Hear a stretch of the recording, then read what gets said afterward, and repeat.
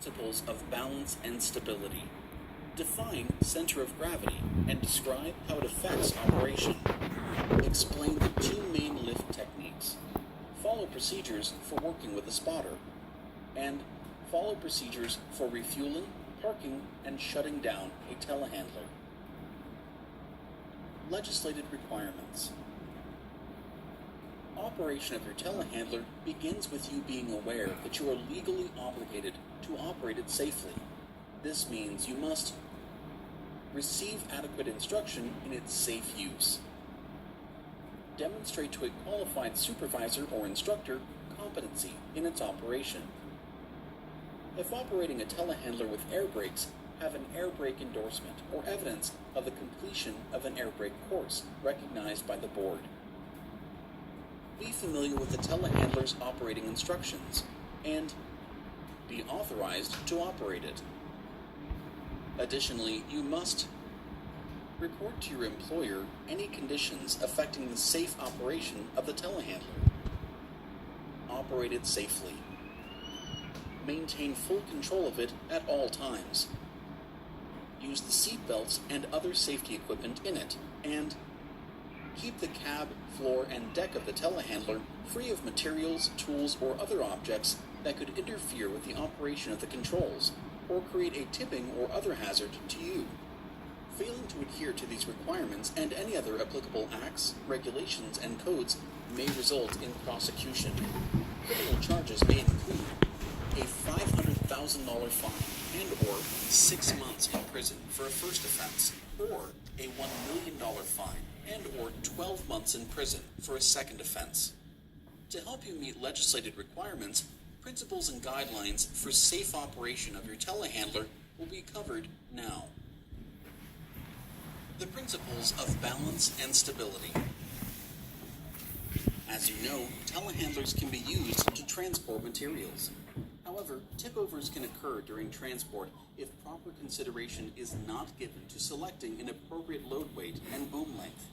This is where the principle of balance comes in.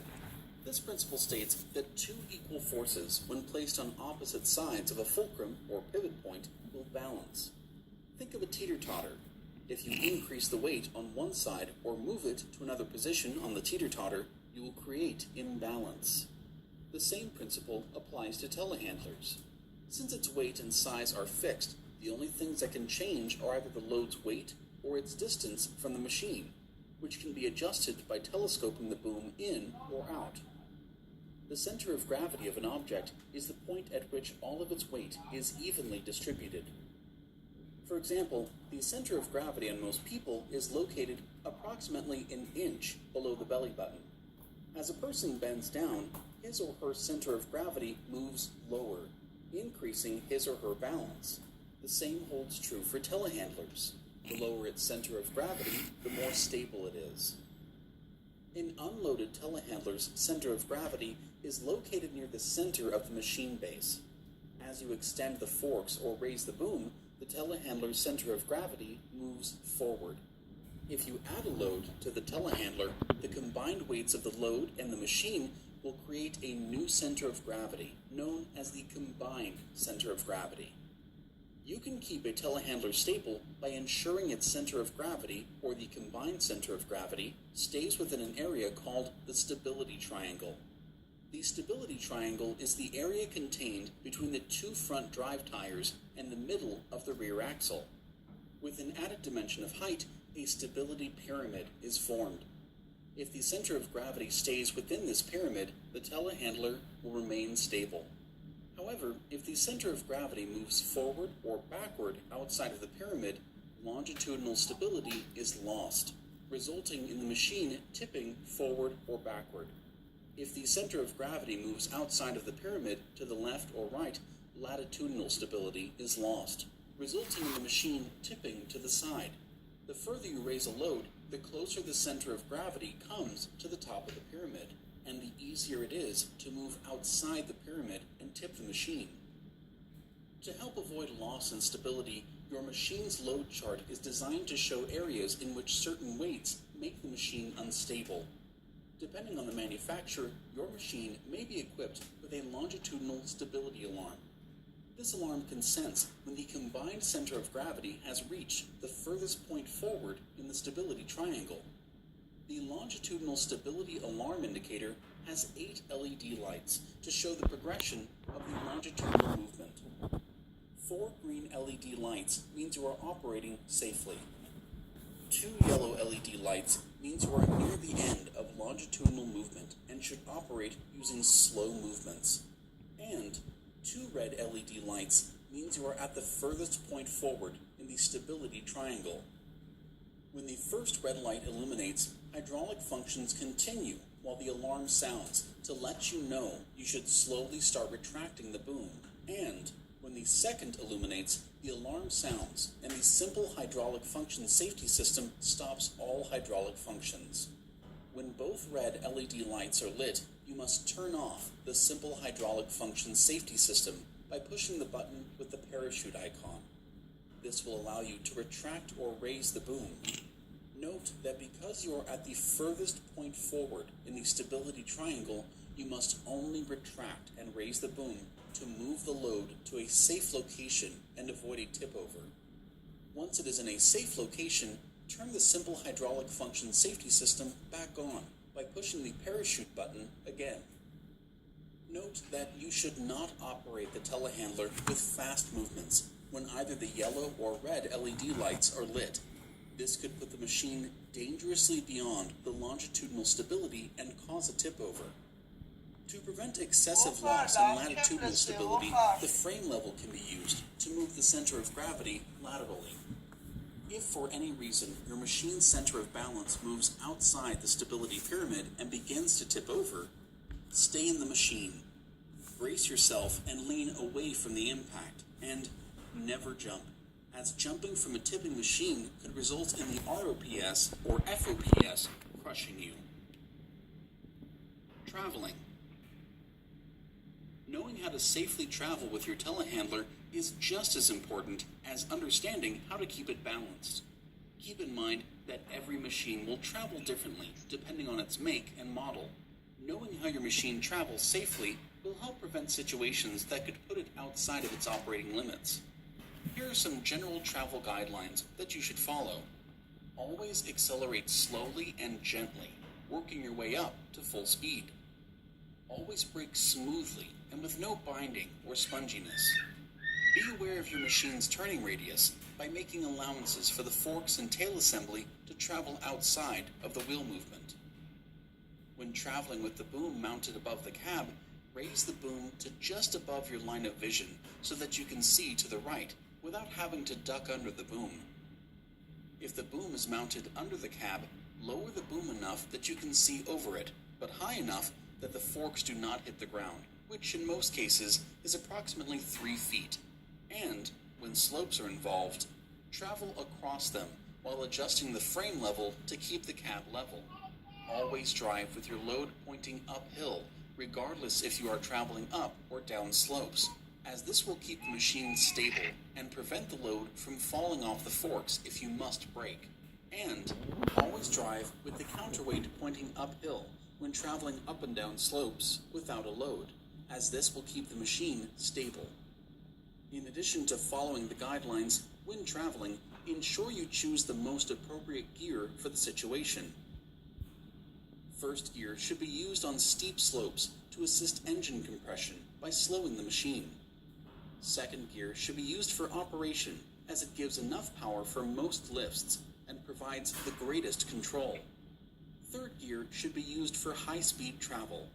And fourth gear should be used for high-speed travel specifically on smooth surfaces. Another choice that you will make when traveling is choosing one of 3 steering modes. These include 2-wheel, 4-wheel, and crab. 2-wheel steering turns only the front or back set of wheels at a time. When traveling at higher speeds, this mode keeps the amount of bouncing, better known as road walk, to a minimum.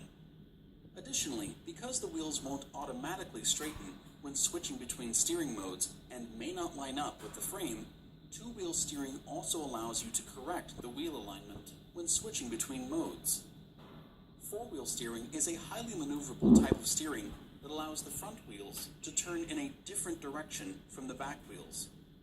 This gives the machine a shorter turning radius and allows it to move in tighter conditions than two-wheel steering mode allows. The final steering mode, crab steering, allows for diagonal movement. This means the machine will remain straight, but the wheels will carry it either forward and to the left or right, or the same way in reverse. Keep in mind, you can switch between these steering modes whenever necessary. Load handling. Another essential part of safe telehandler operation is knowing how to safely handle loads. Before making any lift, the first step is to consult your telehandler's load chart. Once you have examined your load chart to ensure you can perform the lift safely, you must get the load safely onto the forks. There are two common methods used to safely load telehandlers. Driving the forks into the load as a regular counterbalanced forklift would, or using the boom to pick up the load. If the load is on the ground, you will use the first method of driving the forks into the load. This can be difficult, as your view of the forks may be obscured. To ensure this is done safely, ensure your forks are level before lowering them to the ground. Then, insert them all the way in, so that the load touches the back of the forks. If the load is located off the ground, you must use the boom to pick up the load. When using the boom to pick up the load, follow these steps. Line up the telehandler with the load. Stop and put on the park brake. Level the frame only if the boom is not raised or extended. Lower the stabilizers if so equipped. Ensure the forks are level. Alternate booming out and booming up and down to get the forks all the way into the load. Ensure the load touches the backrest. Pick up the load slightly and tilt the forks back to cradle it. Retract the boom all the way. Raise the stabilizers if so equipped, and finally, release the park brake. Note that as you use the machine control functions, you must increase the engine RPM so the hydraulics can be operated proportionally. Placing a load is very similar to lifting a load. To safely place a load, ensure the landing area can support the load. Raise the load to clear the landing point. Level the load. Set the load on the landing point. Slightly tilt the forks forward and retract the boom to clear the load. When handling loads, only make small up and down motions when the boom is fully extended. Fast movements can cause the machine to go outside the stability pyramid and tip over. Working with a spotter. Good visibility is critical to the safe operation of a telehandler.